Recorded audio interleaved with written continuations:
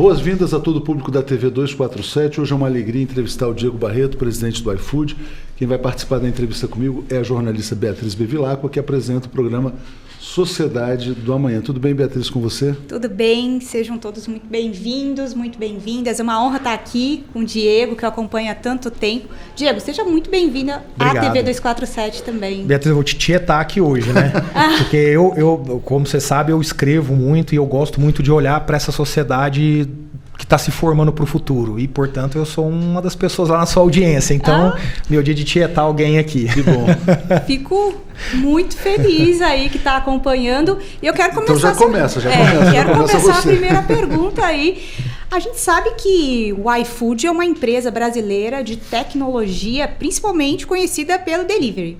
E, segundo as últimas informações, são quase 100 milhões de pedidos por mês. Exatamente. É muita coisa. Agora, abre pra gente outros números também, pra gente entender a dimensão do negócio. Bora. Então, acho que a sua pergunta é muito boa porque ela ajuda as pessoas a entenderem um pouco mais dos desafios e do impacto que a gente tem. Então, primeiro, o iFood está presente hoje em 1.500 cidades do Brasil. O que isso quer dizer na prática? Isso quer dizer que qualquer cidade com mais de 50 mil habitantes, o iFood está presente. Então essa é uma primeira notícia extremamente positiva do ponto de vista de impacto. Por outro lado, o iFood vive de dois picos. O pico do almoço e o pico do jantar. E esse é um grande desafio que a gente tem. Então, às vezes as pessoas falam, vocês são uma empresa de tecnologia, de inteligência artificial, para que isso? Porque você não consegue resolver esse problema sem isso. Então é um pouco se vocês já foram ao estádio de futebol, vocês vão se lembrar de sair na hora do intervalo e aí 40 mil pessoas vão em 4 lanchonetes comprar um copo d'água. E aí aquela confusão generalizada e você provavelmente não compra seu copo e volta para o segundo tempo do jogo. Essa é a mesma dificuldade que eu tenho na minha operação. Você só consegue resolver isso com tecnologia e inteligência artificial. Mais alguns números aqui. O impacto nosso hoje na cadeia, no Brasil, é um impacto já de 1.000% do PIB, impacto relevante, né? Ou seja, o que a gente faz para os restaurantes e gera de empregabilidade para os restaurantes, o que a gente faz para os entregadores e, portanto, estimula a economia local dos entregadores, é algo muito relevante. E por último, são 350 mil restaurantes e mais ou menos 350 mil entregadores. Ambos, né? O entregador, uma pessoa de baixa renda, uma pessoa que tem dificuldade de encontrar renda, ou aquele que está complementando renda, aquele que diz eu preciso de mais 100, 200, 300 reais para fechar meu mês. Do lado do restaurante, 90% deles, 80% para ser mais preciso, são de pequenos restaurantes. Às vezes a gente tem a impressão das grandes redes, elas são a minoria aqui dentro, tanto em volume quanto em número de pedidos, né? Então, esse é um pouco dos números que montam o iFood. Acho que só para concluir, 6 mil pessoas trabalhando aqui. 6 mil brasileiros, 3 mil pessoas de tecnologia e inteligência artificial. A empresa começou em Jundiaí, veio para São Paulo e hoje está espalhada no Brasil inteiro, só no Brasil. Deixa eu pegar um ponto, Diego. Você mencionou a questão de gerar renda, né, para pessoas que teriam baixa empregabilidade. Vocês são muito criticados também pela questão da suposta exploração do mercado de trabalho, da precarização do mercado de trabalho. E, inclusive, tem havido uma discussão com o governo federal sobre a regulação do trabalho por aplicativo. Em que pé que está essa situação e como é que vocês se veem diante desse debate público? Boa. Deixa eu fazer uma retrospectiva aqui, porque eu acho que é importante entender o filme e não a foto. Primeiro, o iFood faz entregas, efetivamente, há 4, 5 anos. Até então, o iFood ele só intermediava a relação do consumidor com o restaurante. Quem fazia a entrega era o restaurante. 5 anos depois, então, da gente ter lançado a plataforma logística, a gente faz hoje 40% das entregas. O que isso significa? Significa que tem 60% das entregas sendo feitas diretamente sob a orientação e sob a forma como os restaurantes decidem fazer. E para mim essa é uma comparação muito boa, porque quando a gente olha os nossos 40% e compara os 60% dos restaurantes, que na prática eu estou me comparando então a todo o restante do Brasil, porque não é só por aplicativo que você faz entrega, você usa o WhatsApp, você usa o telefone para poder também fazer o pedido, a comparação ela é brutal. Então vamos pegar aqui como exemplo. A gente tem aqui um mínimo que é superior ao salário mínimo? Temos. E o restante do Brasil? Não tem essa regra. Essa regra eu me impus. Aqui não tem. Eu tenho aqui um seguro de acidente. Se acontecer um acidente e a pessoa está resguardada, sim. E o resto? Não. Eu tenho aqui diversos auxílios, desde aqueles que a gente trouxe na época do Covid, até outros que acontecem especificamente na vida da pessoa, como, por exemplo, o auxílio hospitalar? Sim. E aqui? Não. Então, quando a gente ouve a palavra exploração, para ser muito sincero, ela provoca tristeza. Porque é muito duro a gente fazer uma jornada em 5 anos que cria uma diferenciação completa entre estar aqui e estar fora. Como é que isso se reflete nos números? Os entregadores não querem sair via de regra. O que a gente mais recebe de mensagens, dentre todas as mensagens que a gente recebe dos entregadores aqui no iFood, a maior parcela é sobre me deixa entrar, quero participar, puta, eu fui suspenso porque eu cometi um erro, me deixa voltar, por favor.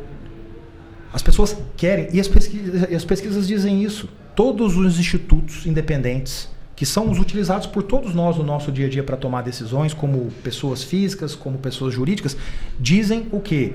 Eles estão bem, eles querem a flexibilidade do trabalho, eles ganham a remuneração que é compatível com o que eles imaginam. Tem pontos para melhorar? Óbvio que tem pontos para melhorar. Vamos só lembrar, eu estou há 5 anos fazendo isso. Eu estou aprendendo esse negócio, eu estou evoluindo com esse negócio. A gente faz aqui uma reunião mensal, que aliás, semana que vem já tem a próxima, que eu participo de dia inteiro com entregadores. Todo mês eu passo um dia inteiro, eu ia falar 24 horas, eu faço um dia inteiro, não dá, com os entregadores, aprendendo e evoluindo. E eles são pessoas responsáveis por definir os nossos desenvolvimentos de produto, de ferramentas, entre outras coisas.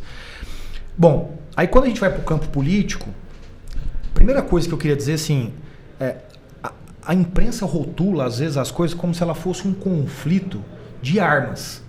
Sabe? Como se ela não tivesse tido desenvolvimento. E é um erro tremendo isso.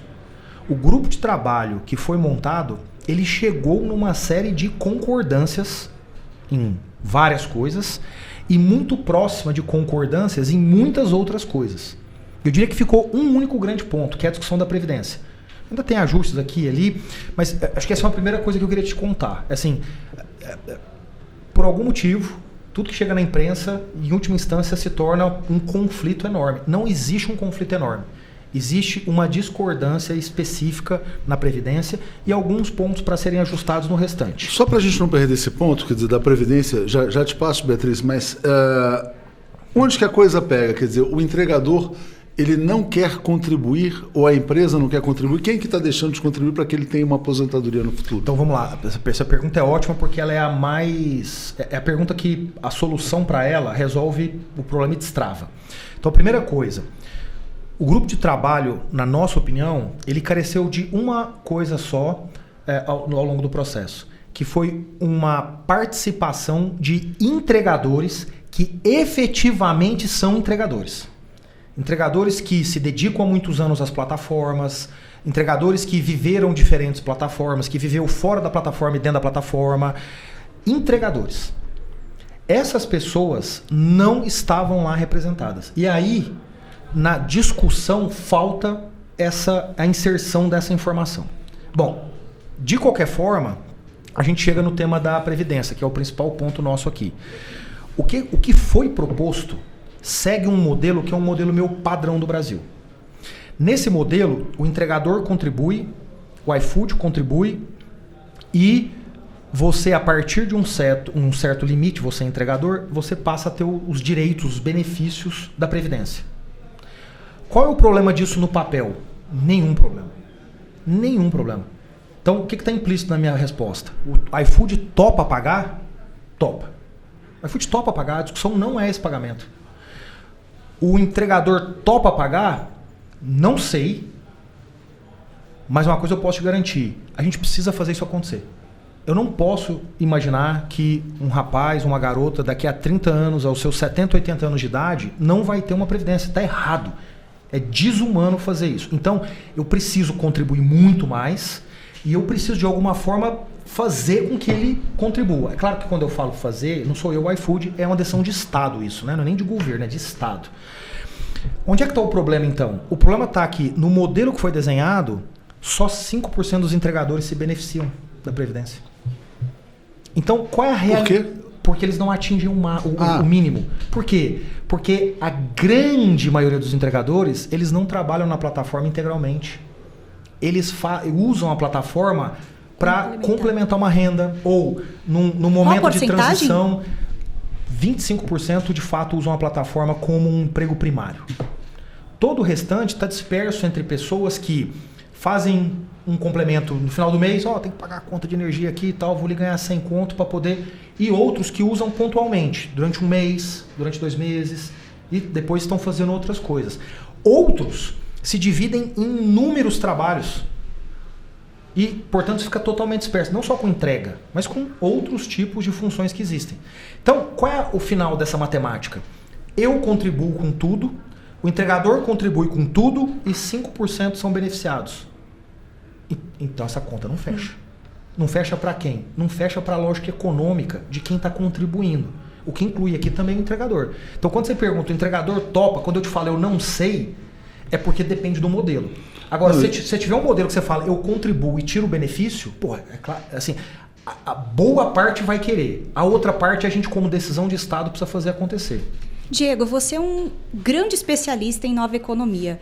Como que você enxerga essa transformação, essa transição do mercado? Porque a regulamentação acaba vindo tardiamente. Primeiro vem a tecnologia, os avanços tecnológicos, os aplicativos, e depois é que se pensa, se reflete sobre toda aquela questão, aquele problema. Como você enxerga essa transição da nova economia para os problemas, os desafios, regulamentação que a gente vê hoje também? A transição sempre vai ser caótica. Sempre. Basta estudar a história. Quando você estuda a primeira Revolução Industrial, segunda Revolução Industrial, eletrificação das economias, petróleo, massificação da produção e advento da internet, essas fases todas geraram caos na transição. E é normal, gente. Não vamos tentar nos enganar. É normal por quê? Porque como seres humanos, a gente tem sentimentos. Medo, excitação. Então é normal que exista isso. O que a gente só no final precisa decidir é o que a gente tira de bom, usa e segue a vida. Então, vamos lá. A massificação da produção, ela foi boa no final? Tem gente que vai olhar lá no dia e vai falar, algumas pessoas perderam o emprego. Isso é horrível. Mas vamos olhar o outro lado da moeda. O outro lado da moeda é que tudo que tinha esse preço passou a ter esse preço. Um exemplo simples aqui que eu sempre gosto de usar é pessoas não compravam roupa até a primeira Revolução Industrial. As pessoas costuravam em casa. 99% da população. As pessoas passaram a ter uma roupa tão barata que elas passaram a comprar e, portanto, se vestir melhor, se agasalar melhor e etc. A gente precisa ter esse olhar, o olhar de o que veio do ponto de vista de tecnologia que vai melhorar a vida das pessoas, seja porque você simplifica processos, seja porque o custo cai, precisa ser utilizado pela sociedade. Então, ela vai ser caótica porque as pessoas têm sentimentos. E algumas vão ter um pouco de medo disso, outras vão querer postergar um pouco isso. Mas a gente não pode tomar uma decisão diferente. Você quer ver um exemplo disso? Pega o índice de inflação dos 10 principais componentes da vida de uma pessoa nos últimos 20 anos. Todos eles sobem mais do que a média da inflação. Como é que você resolve isso? Com produtividade. Então, imagina, se o campo brasileiro, pudesse utilizar disso para poder fazer a produtividade da soja, do milho, do arroz ser 30% maior, qual é o efeito disso? O número de bocas comendo é o mesmo, você tem mais oferta, o preço vai cair. Então, vai ser difícil, é sempre difícil. O que a gente não pode é deixar de ter a criticidade para saber o que é ruim, portanto, tirar da mesa, mas, por outro lado, ser inteligente o suficiente para pegar o que é de bom para acelerar esse processo para o bem das pessoas. Pode falar, eu vou fazer uma outra questão depois. Quanto de tecnologia investido na empresa? Porque eu sei que, acho que são mais de 3 mil engenheiros, são muitos engenheiros à frente da empresa. Conta um pouco para a gente, porque quando se pensa em iFood, se pensa na entrega, mas não tanto nessa logística tecnológica que tem por detrás, né? Até para complementar, Diego, só um ponto que eu acho que tem muitas pessoas que nem sabem que o iFood é uma empresa brasileira. Se você puder falar um pouco da origem e também do papel da Unicamp, né? Nesse papel, nessa questão da tecnologia, acho que é interessante. Não, ótimo. Para nós é um negócio muito louco ouvir isso, e a gente ouve bastante, tá? A sua afirmação, ela não é uma novidade. Muita gente acha mesmo que o iFood não é, e aí tem um lado meio de como o cérebro reage a, por exemplo, um nome na língua inglesa, né? O iFood. Mas o iFood, na prática, ele começa em Jundiaí, e ele tem como principal polo de pessoas que permitiram a gente construir isso a Unicamp. Por quê? Porque Jundiaí está muito próximo ali de Campinas, e junto com isso a gente precisa lembrar que há 15 anos atrás, 20 anos atrás, 25 anos atrás, boa parte dos engenheiros do Brasil estavam indo para onde? Para o mercado financeiro. Há 15, 20 anos atrás, vocês vão se lembrar que as grandes referências do mercado financeiro brasileiro eram os engenheiros, que na ausência de uma infraestrutura pujante no Brasil, não tinham emprego. Então, a gente tem no Brasil um pouco desse êxodo. Esse êxodo que vai para o mercado financeiro, ele começa a ser absorvido pelas empresas de tecnologia. E até hoje é assim. Você sabe quem é, e a gente está falando isso ontem aqui, sabe quem é o nosso principal centro formador de cérebros? É a Escola Técnica da Unicamp. É o garoto e a garota simples que antes de entrar na faculdade foi fazer a escola técnica, que portanto não demanda o vestibular, termina a escola técnica e aí presta o vestibular e vai para a Unicamp. Então, essa empresa, ela é fruto de não só brasileiro pensando na ideia, mas brasileiro desenvolvendo tecnologia, em especial a Unicamp. A Unicamp tem um papel muito importante, São Carlos na sequência tem um papel muito importante, e aí depois você tem alguns centros mais distribuídos.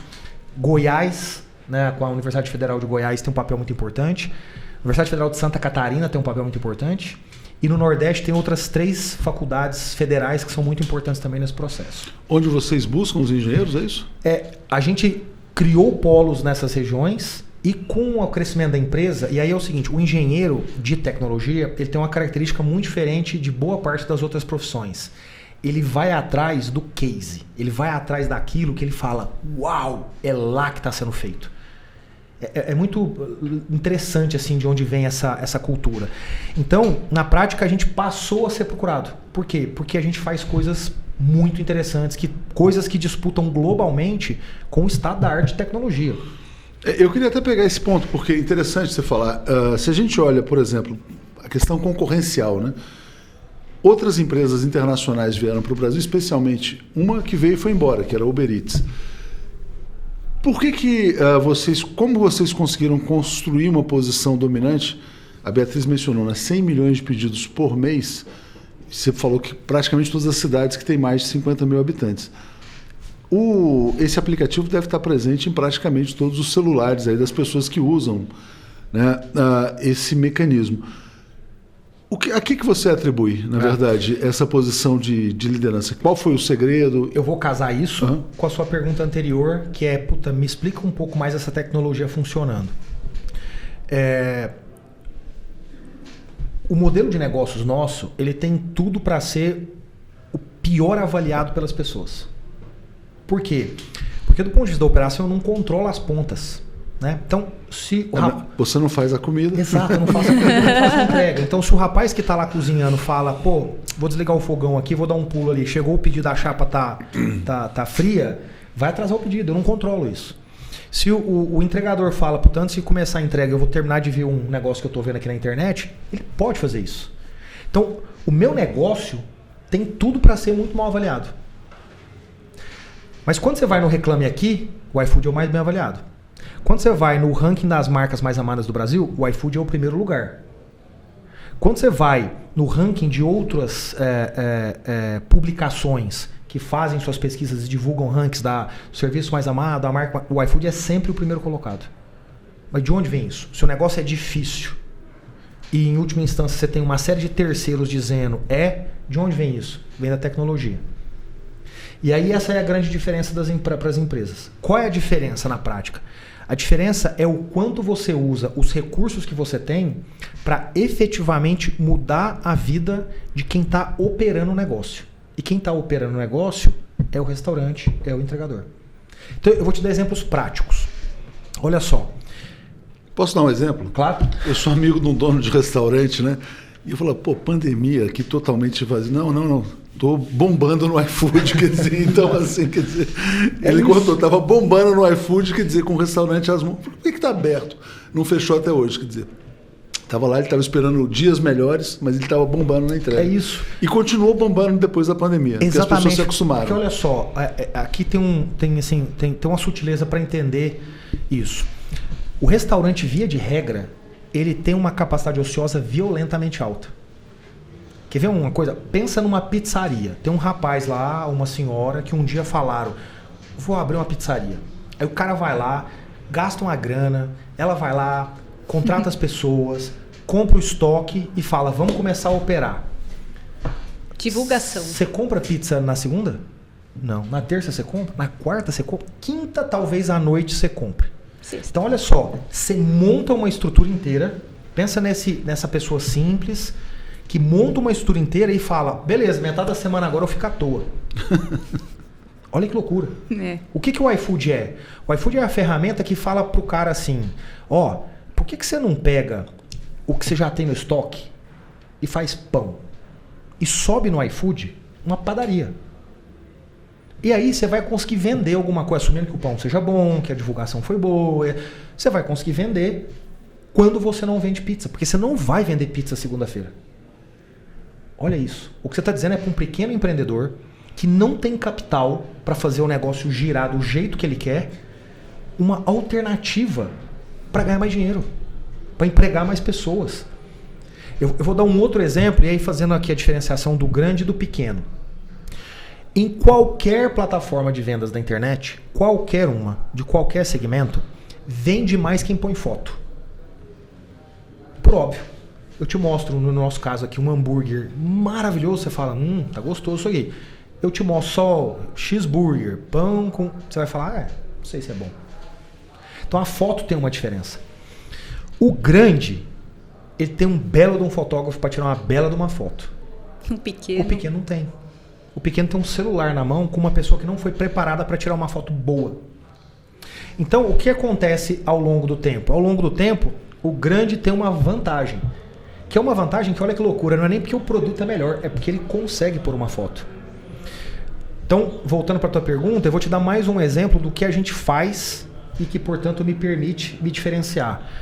Quando a gente trouxe inteligência artificial para cá, uma das primeiras coisas que a gente fez foi uma ferramenta que recebe uma foto mal tirada, ruim de qualidade, e faz aquela foto ficar melhor. É o mesmo lanche, não tem alteração nenhuma, mas a luminosidade é melhor, mas a angulação do prato fica correta, entre outras coisas. E isso faz o que então, na diferença do grande e do pequeno? Ela se igualar. E aí eu digo, agora se compitam pelo melhor hambúrguer, pelo que for mais gostoso. Então, olha como tecnologia faz a diferença para o pequeno, e isso explica o muito do porquê a gente conseguiu vencer os estrangeiros que vieram para cá. Não foi só um, né? Teve também a Glovo, que é uma empresa espanhola que veio para cá, entre outros. E aí tem um elemento, um componente adicional, que esse é um negócio que é muito local. Né? Então, só para fazer uma diferença aqui, um negócio automobilístico é um negócio global. Você compra um Corolla aqui, você compra um Corolla na Europa. Eles são muito parecidos, eventualmente só muda o nome. Mas tem uma padronização que serve para o mundo como um todo. O negócio de comida é diferente. Ele é completamente local. Ele é local tanto no gosto, quanto na forma que o empreendedor pequeno opera. Você vai para o México, no México não se usa maquininha, se usa dinheiro. Olha como você precisa de 10 outras coisas diferentes para atender bem o mexicano. Então é assim que a gente usa a tecnologia. Quando as pessoas às vezes associam a tecnologia muito ao app, porque é isso que elas veem. Na verdade, o grande esforço nosso está na mão do entregador e do restaurante. E a inteligência artificial dando uma potencialidade também aos pequenos negócios. Exato. Agora, uma coisa assim que a gente tem que pensar também quando a gente fala sobre inteligência artificial, que para desmistificar também, a gente pensa que o futuro do trabalho, a inteligência artificial vai substituir as pessoas, os lugares. Você está trazendo um grande exemplo aí, o quanto que a inteligência artificial está definitivamente fazendo a diferença nesses pequenos negócios. Como que você enxerga a inteligência artificial cada vez mais próxima dos negócios brasileiros agora? Como que você enxerga isso dentro dos pequenos negócios, principalmente, porque a gente sabe que eles quebram com menos de 3 anos, segundo dados do Sebrae. Realmente. Vamos desmistificar várias coisas que existem em torno desse tema. A primeira coisa, inteligência artificial é boa? É boa. O que ela não pode ter é excesso. O que ela não pode ter é sair do limite, eu costumo chamar de limite do razoável. Não pode sair do limite do razoável. Então eu quero inteligência artificial para tudo de forma óbvio que não. Óbvio que não. Mas pega esse exemplo da foto que eu acabei de mencionar. Pô, não é um lado bom disso aqui? Então a gente precisa escolher o que é bom e, cara, acelerar ao máximo. Se a gente não optar por isso, eu tenho uma péssima notícia. As empresas brasileiras vão ser vencidas pelos estrangeiros. Porque os estrangeiros vão chegar aqui com a ferramenta, vão chegar aqui mais baratos, e tudo que a gente gera e fica aqui dentro, vai lá fora. Ponto. Eu estou indo contra o estrangeiro? De forma alguma. Eu estou indo a favor da gente poder competir contra eles. Competir contra eles no bom sentido da palavra, né? Não é nós contra eles. Então, esse é um primeiro ponto. Se a gente não abraçar inteligência artificial, a gente vai ficar mais caro, o estrangeiro vai vir para cá e vai rolar. Vai dar certo para ele. Né? E veja, eu quero que eles venham, tá? Eu não estou aqui fazendo nenhuma do tipo, de novo, não é nós contra eles. O que eu estou dizendo é que a gente precisa ser competitivo contra eles. Esse é o primeiro ponto. O segundo ponto. Inteligência artificial vai tirar emprego? Não! Não vai tirar emprego. Ele vai redefinir as funções. Então veja, aqui dentro do iFood tem algumas coisas que a gente não fazia, que a gente fazia e não faz mais? Tem. E cadê as pessoas que faziam? Elas continuam aqui dentro, fazendo algo ainda no mesmo processo, mas que demanda mais o ser humano, a cabeça, a criatividade, a inteligência. É um assistente, na verdade, né? Quer dizer, a inteligência artificial a gente usa bastante também como um assistente pessoal, quase. Gente, se a gente desenhar a jornada de tudo que a gente fez na nossa vida, a gente vai olhar que um dia a gente fazia conta, um dia você usou calculadora, um dia você usou Excel. E o mundo não acabou por causa disso. A inteligência artificial é a mesma coisa. Veja, o que é a calculadora? Nada é mais do que a organização matemática de algo que você fazia com a sua cabeça. O que é o Excel? É um passo à frente disso do ponto de vista de sofisticação. A inteligência artificial vai ser a mesma coisa. Pô, Diego, mas você não vai demitir as pessoas? Não, porque quando eu reduzo o meu custo de operar, eu ganho chance de inovar mais. Porque aquele recurso com aquela pessoa passam a olhar coisas novas. Passam a pensar de forma diferente. Então, esse é um outro elemento. E por fim, a realidade é a seguinte. As pessoas não vão conseguir enxergar a inteligência artificial via de regra. É diferente você olhar para um braço mecânico e falar, isso foi a primeira revolução industrial. E aí você vê um braço mecânico girando. Inteligência artificial ela é difícil de você enxergar ela. Então, o que eu estou querendo dizer com isso? Que isso vai ser uma revolução silenciosa. Ou a gente aprende a falar sobre isso para poder entender o benefício, ou a gente vai na prática acordar quando for muito tarde. Posso trazer para uma questão social que eu acho que é importante, a gente já falou do trabalho, mas eu queria trazer um outro ponto. Os entregadores, né, eles são as maiores vítimas do trânsito no Brasil, dos acidentes de trânsito e até de violências, como a gente viu essa semana em São Paulo. E também, muitas vezes, são vítimas de violência quando vão fazer uma entrega e, de repente, você tem lá uma pessoa que mandou subir no prédio, não podia subir, aquela coisa toda. É muito frequente. O que vocês fazem para mitigar esses problemas? Eu vou casar isso com a própria discussão de inteligência artificial para a gente ver aqui os benefícios. Então, inicialmente, acho que deixa ficar uma coisa bem clara aqui. A gente não é a favor do consumidor em relação ao entregador. A gente é a favor de uma relação correta, de bom senso, de cidadania, baseada na lei, baseada em valores. Então, não existe uma preferência de um sobre o outro. Mas existe uma sensibilidade de quem é mais fraco, de quem é hipossuficiente. E esse é um valor que existe na Constituição brasileira. A Constituição brasileira fala sobre tratar os desiguais de forma desigual. E a gente compra isso. Isso é um valor nosso. Então, o que eu quero dizer com isso? O que eu quero dizer com isso é que a gente tem uma série de ações aqui dentro exatamente para tratar o desigual de forma desigual. Então, por exemplo, Qual é a capacidade de uma pessoa que hoje está na plataforma conseguir contratar um bom advogado para defender ele numa discussão com o consumidor? É baixa. É baixa. A gente oferece isso para ele. A gente dá essa oportunidade dele usar aqui uma ferramenta jurídica, uma pessoa, para poder trabalhar para ele em situações como essa que você mencionou. Puta, mas em situações como essa você também tem questões eventualmente psicológicas, né? Inclusive chegando a questões traumáticas dependendo da situação que acontece. Porque eu tenho aqui o apoio psicológico. Eu tenho aqui um corpo de psicólogos que trabalha para essas pessoas. Eu tenho isso aqui para o consumidor? Não. Óbvio que eu trato o consumidor bem, com base na lei, com base nos termos e condições. Eu quero que esse tratamento seja bom, mas eu entendo aqui uma hipossuficiência. E eu faço esse trabalho aqui. Então hoje, qualquer entregador vítima de qualquer situações como essa que você descreveu, ele tem esses dois apoios e, provado que o consumidor, ou com claros indícios que o consumidor cruzou a linha desse bom senso, a linha do valor, a linha da lei, ele é bloqueado instantaneamente na plataforma. Instantaneamente ele é bloqueado na plataforma. Então, esse é um ponto. Agora, deixa eu ir para tecnologia, serviço do entregador, mas com esse olhar que você trouxe.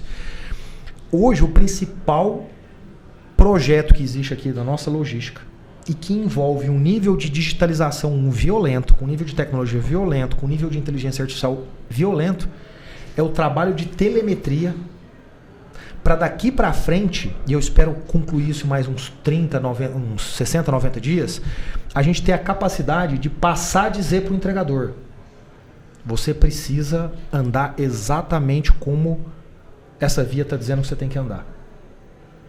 Hoje eu não consigo controlar isso. Mas alguém vai falar, mas você tem um celular na mão. Gente, antes de simplificar as conclusões, vamos perguntar mais. Do ponto de vista tecnológico, não basta ter um celular na mão. Não funciona assim. Se fosse assim, bastaria a CET e os Detrans dizerem: agora a gente vai monitorar todo mundo online 24. Não é assim que funciona a vida. Então, a gente está há 6 meses desenvolvendo isso para passar a ter dentro do aplicativo uma forma de comunicar matematicamente com o entregador, dizendo: cara, nas últimas 3 rotas que você fez, em 2 você sistematicamente correu mais do que podia. Aí a pergunta é o que a gente vai fazer com isso. Aí vem os dilemas da tomada de decisão que a gente tem dentro de uma empresa. O que eu deveria fazer com isso? Eu deveria dizer para ele: a próxima eu te tiro da plataforma? Eu deveria mandar mensagens educando ele? Ou eu deveria criar uma carteira com pontos e se ele chegar... Eu não sei qual a resposta certa, essa é a discussão que a gente está tendo agora, mas olha os dilemas. Né? De um lado você fala assim: poxa, tem acidente. Para evitar o acidente, então eu tenho que reduzir a velocidade. Então eu já estou agora dando visibilidade. Eu deveria ser mais duro ainda? Até onde vai a liberdade da pessoa vis-à-vis? Então, eu estou dizendo isso por quê? Para dizer que a tecnologia ela vem ao nosso favor para ajudar. Agora tem uma decisão para ser tomada, inclusive consultando outras pessoas, né, do ecossistema como um todo, para nos ajudar a tomar essa decisão em conjunto. Quais são os projetos de impacto social que vocês têm, não só com entregadores, porque eu vi, você fez um post no seu Instagram, acho que foi ontem ou antes de ontem, de uma ação em Roraima. Vocês têm uma outra ação também com os entregadores para a parte de finalizar o ensino médio e também relacionada à parte ambiental e desperdício de alimentos. A gente sabe que o Brasil assim tem uma grande quantidade de desperdício. Como que vocês agem nesse sentido, pensando no contato e no relacionamento que vocês têm com uma grande rede de restaurantes hoje no Brasil? A gente tem 3 grandes causas, mas antes de falar delas eu queria fazer só um parênteses. Aquele post que você viu daquele projeto lá em Roraima é um post pessoal, ou seja, ele nem do iFood, mas eu tô te falando isso só para te mostrar a conexão e o vínculo que a gente tem com as coisas. Uma pessoa me procurou, me falou do projeto, eu achei o projeto maravilhoso, olhei para ver se era algo sério, e ele falou: cara, você pode me ajudar com o seu alcance para a gente tentar arrecadar mais recursos, né, para poder ajudar na educação no município mais pobre do Brasil? E eu falei: vamos embora. Isso eu queria te dar 2 elementos aqui. Um dessa conexão que a gente tem de como a gente é na física e como a gente também é na jurídica. E um segundo que é a ausência de frescura. Não tem hierarquia, não tem eu sou não sei quem da empresa, sou inacessível, não tem essas coisas. O garoto me procurou e falou, você pode me ajudar? Eu falei, eu posso ajudar. Simples assim. Do lado do iFood, tem 3 grandes elementos. Tem um primeiro elemento que é educação. Né? O grande ponto para nós é quando a gente olha para o ecossistema é muito carente. E precisa de muito raciocínio. É só a gente lembrar dos números do Brasil, que infelizmente, né, a educação ainda é um problema muito sério aqui. Por isso é o nosso grande foco. Ele é muito focado no ecossistema. As pessoas vão perguntar, mas por que não fora? Porque na vida, se você não tiver foco, você não gera impacto. Esse foco nos permite hoje formar, no ensino médio, 5 mil entregadores por ano. Isso é um número maravilhoso. Assim, procure outras empresas, outras entidades que façam. E não falo isso sob uma ótica da rivalidade. Falo sobre a ótica da provocação. Porque o dia que alguém fizer 5 mil, o outro vai se sentir motivado para ir também, vai descobrir que dá para fazer 10, vai descobrir que dá para fazer 15. Então a educação é muito forte nessa linha e na linha de certificação, que é certificação de cursos para que as pessoas ganhem outros elementos, não só dentro do iFood, mas na sua vida pessoal também. Do lado de meio ambiente, a nossa grande aposta hoje é a eletrificação do modal elétrico, né? Do modal moto.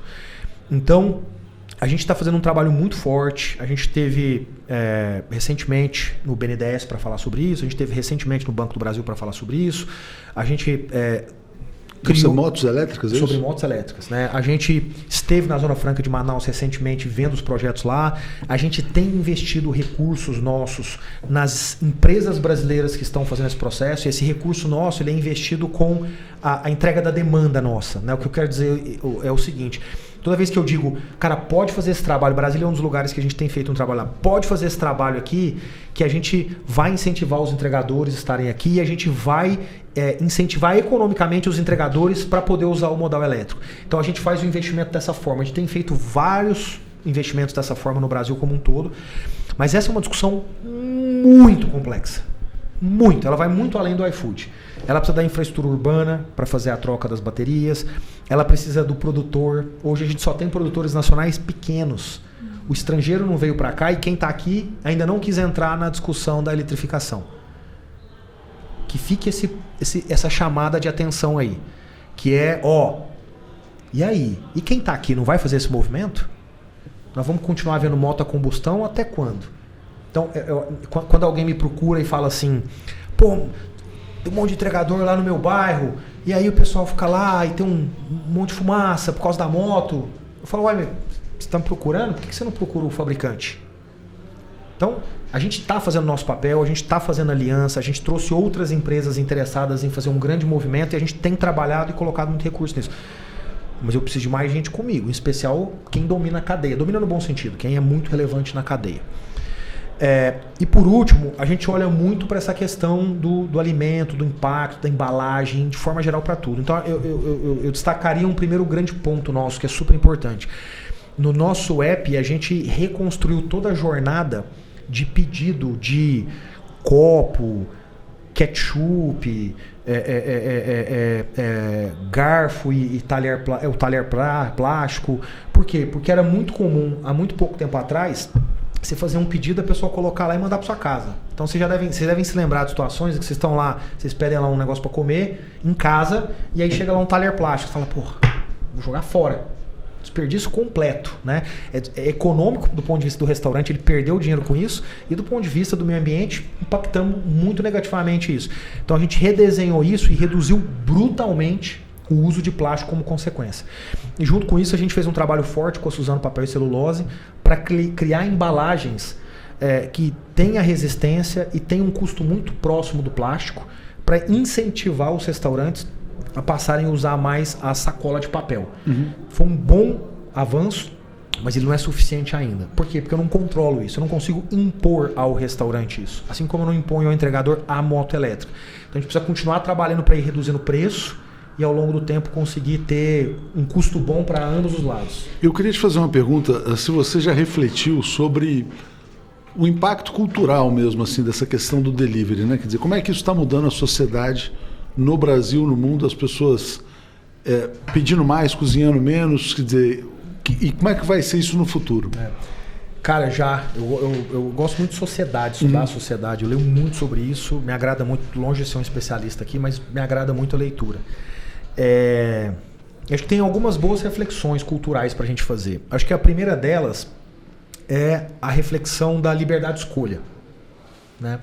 Então, se você volta no tempo um pouquinho, você vai se lembrar que você falava, puta, eu quero sair para comer ou comprar algo. Você traçava um raio na sua cabeça, você tinha ali meia dúzia de opções. Aí talvez você diga assim, pô, Diego, mas talvez você está pensando com uma cabeça de quem tem dinheiro. Que aí a pessoa fala, mas eu quero 30 opções para mim. Não, vamos dar 10 passos para trás. Você já pensou na cabeça de quem é vegano? Você já pensou na cabeça de quem tem uma intolerância à lactose? Você já pensou na cabeça de uma pessoa que é diabética e precisa acessar constantemente determinados alimentos? Aí alguém fala, ela que cozinha. Mas talvez ela tenha uma vida que não permita ela cozinhar, porque ela trabalha bastante, ela se desloca muito pela cidade, sei lá qual o motivo. Então, existe um impacto de mais liberdade de escolha para o seu bem-estar. Aí alguém vai falar assim, mas também tem muita comida que não é boa para a saúde. Mas já tinha. O iFood não estressa esse elemento. Pelo contrário, ele traz para perto de você aquele alimento ou aquela culinária que não é comum você ter em escala. Imagina um baiano que mora em São Paulo que fala que quero comer comida baiana. Não tem um restaurante baiano por rua na cidade de São Paulo. Mas tem alguns bons que chegam na sua casa por causa disso. Então, do ponto de vista de bem-estar, olha de novo como isso vai gerando uma mudança de hábito. E aí isso para dentro de casa, isso gera o quê? Isso gera uma mudança de mais relacionamento. Que é o fato de que você passa a passar tempo esperando. Tempo dizendo, daqui 30 minutos chega. O que nós vamos fazer enquanto isso? A gente vai jogar um jogo? A gente vai estudar, terminar de estudar? A gente vai... Não interessa. Então, aquele mesmo impacto positivo que cozinhar em casa gera, porque você está, em teoria, ali, sentado, batendo um papo, gritando um com o outro, tal, não sei o quê. O delivery também traz isso para dentro de casa. Mas em muitos casos é um trabalho solitário também, né? Em outras famílias é um trabalho solitário, é verdade. Né? Em especial porque em boa parte do Brasil você vai encontrar um machismo ainda muito forte e a mulher vai estar ali, o homem vai estar lá fazendo outra coisa, é verdade. Mas, de qualquer forma, o ponto é, você traz, né, essa possibilidade de novo. Se vai acontecer ou não é uma outra discussão. Então, acho que aqui tem um outro efeito. Tem um outro efeito muito importante que é o empreendedorismo. De quem? Da pessoa que cozinha. Né? Então, pensa nisso aqui. Eu sempre disse para minha avó que o brigadeiro dela era o melhor brigadeiro do mundo. Ela bom, né? Sempre. Mas ela poderia ter um canal de distribuição, né? Que ela não tinha na época. Aí ela falava, sabe o que para mim? Eu não posso abrir porque toda a poupança que eu tenho é o que vai custar para montar minha lojinha. Se der errado, a vovó fica sem dinheiro. Ela sempre me deu essa resposta. Hoje ela poderia dizer, poxa, se meu brigadeiro for o melhor, talvez um dia eu tenha uma rede de franquias. Mas antes de começar isso lá, fazendo as franquias, deixa eu pôr aqui e deixa eu ver se rola, se acontece. E aí ela aluga um espaço minúsculo para seguir todas as regras da vigilância sanitária, mas ela não precisa necessariamente ter o salão, não precisa necessariamente pintar a fachada, não precisa necessariamente estar num ponto que é o ponto de maior fluxo de pessoas, porque ela está mirando o delivery. Aliás, hoje é muito comum, você vê em São Paulo restaurantes sem salão. Exato. Só para o delivery. O que é isso? Isso é empreendedorismo. Sabe por quê? Porque você reduziu o custo de começar. E aí qual é o impacto cultural disso? Não, e não tem salão, não tem garçom, não tem... Exato. Né? Então quando a gente fala assim, a gente vê no Brasil, por exemplo, o crescimento de muito CNPJ por aí, é claro que tem outros efeitos. Um dos efeitos é isso. E não serve só para o iFood. Serve para o Mercado Livre, serve para todo mundo que de alguma forma viabiliza o comércio a partir de uma menor necessidade de capital. Né? Então, para pensar no caso do Mercado Livre, eu vou contar uma história pessoal para vocês aqui. Eu estou produzindo um documentário baseado no meu primeiro livro. Olha só. Tá ficando super legal, eu pelo menos estou achando. Mas fala do livro então, para quem não conhece. O meu primeiro livro que eu publiquei em 2021 é um livro chamado Nova Economia, que tenta mostrar as mudanças econômicas e tecnológicas no mundo e como esse efeito vem para o Brasil, gerando uma série de impactos do ponto de vista de negócio, mas também cultural, social, entre outras coisas. Então ele vem do macro global para o Brasil. Né? E aí, há 2 anos atrás, alguém olhou e falou, nossa, que é muito legal um documentário, e agora, enfim, eu estou finalizando agora a discussão com a plataforma de streaming que vai produzi-lo, né? E aí, nessa produção, o que a gente fez? A gente fez uma pesquisa muito extensa no Brasil. Eu não quis mostrar o iFood, ou o Mercado Livre, ou o Nubank, não, eu queria ver esse impacto que a gente está falando aqui. E uma das pesquisas que a gente fez foi de um casal no Pará, que a mulher bordava e o cara trabalhava desmatando. Desmatando. Ele era uma mão de obra que era contratada por grileiros que falavam, vem aqui, eu vou te dar aqui 100 conto e vamos derrubar essas árvores aqui. E era isso que ele fazia. Até que um dia eles descobriram o Mercado Livre. E aí eles passaram a colocar aquele bordado dela no Mercado Livre. E passou a vender no Brasil inteiro. Passou a vender no Brasil inteiro. Qual foi o efeito disso? O rapaz não precisa trabalhar mais com isso, porque agora ele trabalha com ela, para ela. Ele deixou de trabalhar no desmate para poder trabalhar na empresinha que borda. Então, esse é o efeito cultural do negócio. É o efeito de pessoas que, eventualmente, fazem coisas que não querem fazer e você dá para elas a opção. Não estou dizendo que vai dar certo, claro. Não estou dizendo que vai mudar a vida dela. Estou dizendo que você tem a opção. Sem essa lógica dessa nova economia, esse exemplo que eu estou dando, ele nunca existiria. E essa transformação cultural que você fala, é bom lembrar que muita gente pensa que o iFood nasceu digital. O iFood não nasceu digital. Não. Eu acho que seria bacana a gente resgatar um pouco disso, dessa história de como que nasceu, que na verdade tinha lá o cardápio físico e você fazia as ligações, exatamente, né? Uma central. E também falar um pouco sobre esse cenário de agora, porque vocês não querem ser só conhecidos como delivery. Vocês estão abrindo também mercado para outras frentes. Como que está sendo essa atuação também? Boa. Adorei essa pergunta, porque eu adoro falar como o iFood nasceu, porque a nossa cabeça cria mitos, né, do ser humano isso. E um deles é o iFood é uma empresa digital, aplicativa, não sei o quê. Já nasceu digital. Não tem nada a ver com o iFood. O iFood nasce com uma tentativa nossa de dizer, cara, as pessoas pedem hoje uma pizza, elas ligam o telefone da Ocupado, da pizzaria, aí elas ligam, depois o cara atende, e aí a pessoa fala, tem pizza de mussarela? Tem. Tem de portuguesa? Tem. Com ou sem cebola? E aí você ficava ali, e aí o cara precisando fechar o caixa, precisando liberar a pizza, e você... Era uma relação ruim. Aí o entregador vinha, o entregador que, aliás, não tinha nada disso aqui que a gente hoje traz, né? Então todo mundo aqui, na prática, de alguma forma, acabava enxergando já essa pessoa, mas não dava o valor que a gente dá hoje. Essa é a realidade, né? Para todo mundo fazer um exame de consciência. Então, há 15 anos atrás era assim que era feito. E aí um dia a gente fala, cara, puta, e se a gente pegar o cardápio e levar ele para um livrinho, né? E aí a pessoa, ao invés de olhar uma pizzaria, ela vai ver 10 pizzarias. Já aumentei o escopo. Puta, já deixei de ficar fazendo um monte de pergunta. E aí o próximo passo nosso foi criar um call center. Você já tirou agora a ligação ocupada da pizzaria que antes estava ocupada. Isso acontecia bastante. Muito. A pessoa até desistia da pizza. Cara, quantas vezes eu me lembro de estar lá, meu pai falava, minha mãe, pede aí pizza. Eu fui doido pra ele fazer alguma coisa e ficava ali e não entendia. Aí você resolveu ligar em outra pizzaria porque você pegou nas páginas amarelas, e aí você não sabia se portuguesa tinha cebola ou não. Aí você tinha que ficar perguntando, né? Isso como era importante, página amarela no passado. E aí dali saiu um fax que chegava pro dono do restaurante ali, né? Pro cara do restaurante. Sim. Mas olha que engraçado. Eu passo um dia por mês também com restaurantes. Semana retrasada, eu tava com um que falou assim, pô, eu tô no iFood desde essa época, muito legal, obrigado e tal. E, pô, você não sabe, aquele fax que vocês mandavam era horrível. Aí eu falei, por quê? Pô, resolveu um problema enorme pra você. Ele falou, cara, porque o papel do fax era térmico, né? Você lembra que papel térmico? Aí eu colocava ali e ele enrolava todo. Então era um caos pro cara. Então e aí ele contou, eu tive que criar um sistema que eu jogava água, porque aí eu punha o papel e colava o papel na água, sabe? Enfim, daí a gente evoluiu pro aplicativo. Do aplicativo, a gente evoluiu pro aplicativo com logística. Do aplicativo com logística só para restaurante, a gente evoluiu para supermercado, pet shop, farmácia, entre outras coisas. A logística evoluiu de moto para carro. Olha que legal. A evolução para o supermercado trouxe também o atacado.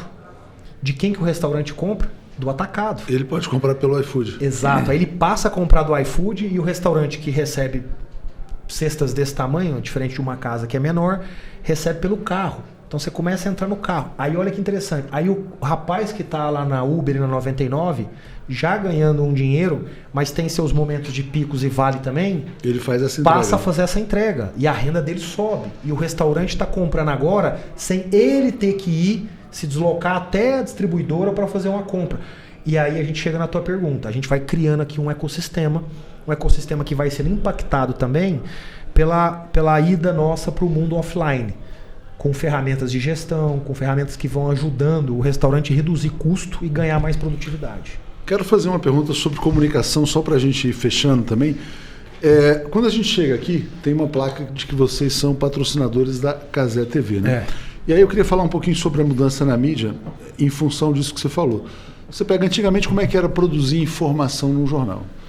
Tinha que ter uma gráfica, poucas pessoas tinham condição de ter, aí você concentrava, aí imprimia o jornal de madrugada, um monte de gente trabalhando, um monte de moto saía distribuindo e tal. A distribuição da informação mudou completamente, em vez de você ter um provedor de informação, você tem milhares, né? Então isso mudou, vamos dizer assim, o ecossistema de informação. Na questão da televisão, também era assim até recentemente. Você tinha um grupo econômico que conseguia comprar direitos dos grandes eventos e tal. Hoje a coisa já está mais distribuída e pode até caminhar para um futuro em que os eventos vendam diretamente para o consumidor, sem que você tenha alguém retransmitindo. Isso já acontece, inclusive. Queria que você falasse dessa experiência de vocês de transmitir, de patrocinar, na verdade, a transmissão dos Jogos Olímpicos, como é que isso está sendo, como é que você está acompanhando também como, sei lá, brasileiro, torcedor, enfim. De novo a gente volta para o tema nova economia, né? Ou seja, é a tecnologia descentralizada, acessível, que permitiu isso, né? Ou seja, quem que é o Cazé, que hoje é um puta de um canal na TV, no YouTube, é um brasileiro extremamente famoso no mundo inteiro. Ele é um moleque que um dia falou, vou pegar aqui minha câmera e vou tentar. Então, se a nova economia não existisse, a gente não teria isso. Se a nova economia não existisse, talvez vocês não estivessem aqui. Não, a gente já não, com certeza não existiria. Precisar de muito dinheiro para poder levar um conteúdo de qualidade. Agora vocês precisam de menos dinheiro para levar o mesmo conteúdo de qualidade, né? Então, é uma mudança violenta e que continua violenta, mas violenta no bom sentido. Violenta no sentido da gente enxergar coisas novas, entender coisas novas, saber coisas novas, ter mais liberdade para produzir. Eu gosto de dar um exemplo. O Chico Anísio ficou famoso aos seus 40 anos de idade. Uma pessoa com história de vida parecida que é o Whindersson Nunes ficou aos 20 e poucos anos de idade. Por quê? Porque isso aqui está disponível. Isso aqui é barato. O moleque com um celular e pegando os dados. Se ele não tem o dado, ele vai na cafeteria que tem lá Wi-Fi e ele começa. Volta no ponto que eu falei daquele casal lá do Pará, que é opção. No passado, 10 anos atrás, você não tinha opção de ter esse sonho aqui que você está realizando. 15 anos atrás, você não conseguia ter o sonho. Não tinha opção. Não, o sonho era você fazer uma carreira numa empresa já estabelecida. Não, mas fazer isso que você está fazendo, você não tinha o sonho. Não tinha. Não existia. Você falava, como é que eu vou fazer? Eu preciso de 5 milhões de reais para comprar uma Às vezes, concessão de quando eu rádio. ligo a televisão e vejo passando TV 247, eu falo, isso aqui é um milagre. Como assim? Exato. Inacreditável, né? Você tem seu canal, cara. Não, aí você sai do escritório e vai ver, assim, você dá 10 passos. Como assim? Você saiu do estúdio. Tem seu canal, Você saiu do estúdio e foi assistir. É uma coisa meio Minha mãe louca. me assistindo E na aí TV, você ela fica- fala, nossa, e já- filha, que e já, coisa. E já aconteceu de eu ficar nervoso. Peraí, não, vou ter que invadir, vou entrar. Assim, enfim. Você tem Só seu um parêntese. canal, você tem seu canal, cara. Isso é maravilhoso. Isso é lindo, isso é espetacular. Assim, você tem seu canal. Então, voltando aqui, essa liberdade, né, no bom sentido da palavra, que a gente tem hoje para produzir, ela de novo beneficia o brasileiro médio, beneficia culturalmente, não é beneficia, ela muda a cultura também. Mas a experiência de vocês com os Jogos Olímpicos está sendo boa? Maravilhosa. Muito acesso, muita gente assistindo? Muita. O brasileiro gosta, né? Eu fiz até uma pesquisa recentemente para ver se o Brasil gosta mais de Copa do Mundo ou Olimpíada e deu meio a meio, o que é louco. Nossa. Porque o brasileiro Eu chutaria é o Copa. país do futebol. É. Né? Deu Olimpíada, 51% deu para Olimpíada. E as pessoas fazem mais pedidos durante esses eventos ou não tem a ver? É mais exposição de ela marca? faz mais pedidos diferentes. Então o cara que não pedia no café da manhã, agora ele tá vendo a Olimpíada, porque em Paris você fica agora vendo as Olimpíadas no café da manhã. Então ele faz diferentes pedidos, né? Então o café da manhã, por exemplo, agora tem uma dinâmica diferente. Quando é a Copa, é a bebida. Aí a bebida ela tem uma dinâmica diferente na casa das pessoas. Porque as pessoas se reúnem, pedem a cerveja acaba, e pede mais um pouco e tal, não sei o quê. Então muda muito o comportamento. Agora uma última pergunta para fechar. Futuro do Brasil na nova economia. A gente discutiu aqui a questão da Unicamp, dos engenheiros, da educação. Como que você enxerga, né, esses jovens que antes eram muitas vezes ainda tem a fuga dos cérebros, mas cada vez mais empresas como o iFood retendo esses talentos brasileiros. Como que você enxerga essa nova economia no futuro? Cara, o Brasil tem a faca, o queijo na mão. A gente não pode perder essa oportunidade. O Brasil tem uma base de faculdades públicas e privadas muito boa. Muito boa. Ela poderia ser maior. Essa é uma outra discussão. Mas ela é boa, a qualidade é boa. Eu digo isso de uma pessoa que viaja pelo mundo discutindo, entendendo esse tema faz 8 anos seguidos, 5 vezes por ano.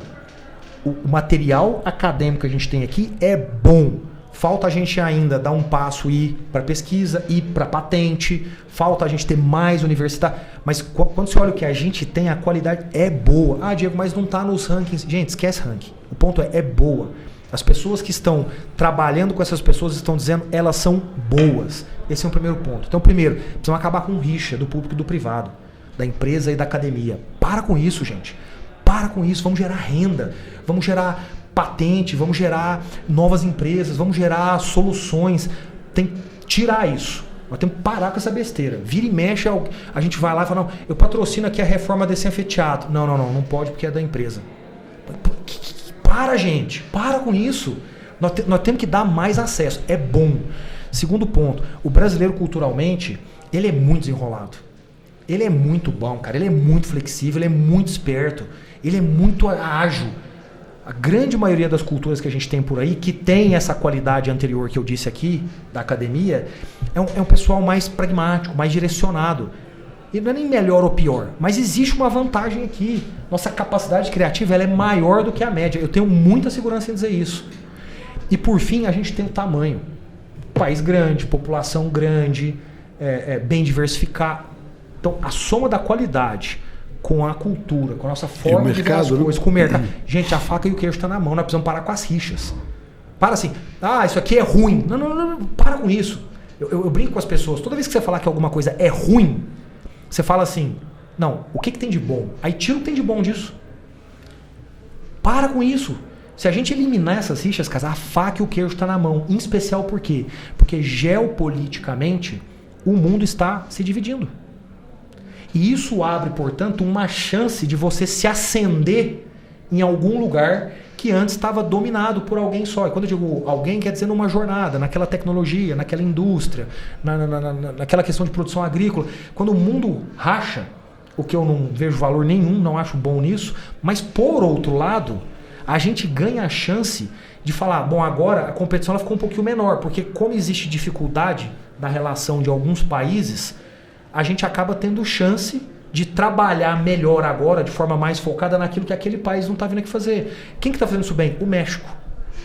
Peguem os números do México a partir dessas discussões de mais rompimento entre Estados Unidos e China. Entre Europa e China. Gente, vamos aproveitar esse negócio, vamos entrar de cabeça nisso, vamos gerar emprego nesse país. E a partir da nova economia, redefinir uma série de coisas, com todo mundo se dando bem, com a classe média aumentando, com a renda média aumentando, enfim, tudo acontecendo para nós. Eu só queria agradecer o seu tempo, sua disponibilidade, agradecer também a audiência. Espero que vocês tenham gostado, não esqueçam de dar o like também, né? É aquilo que a gente esqueceu de falar no comecinho. E é isso. Obrigado. Léo? Muito boa entrevista com o Diego Barreto. Obrigado, Beatriz, e até a próxima. Valeu. Muito legal. Obrigadão, gente. Obrigado, gente. Abraço.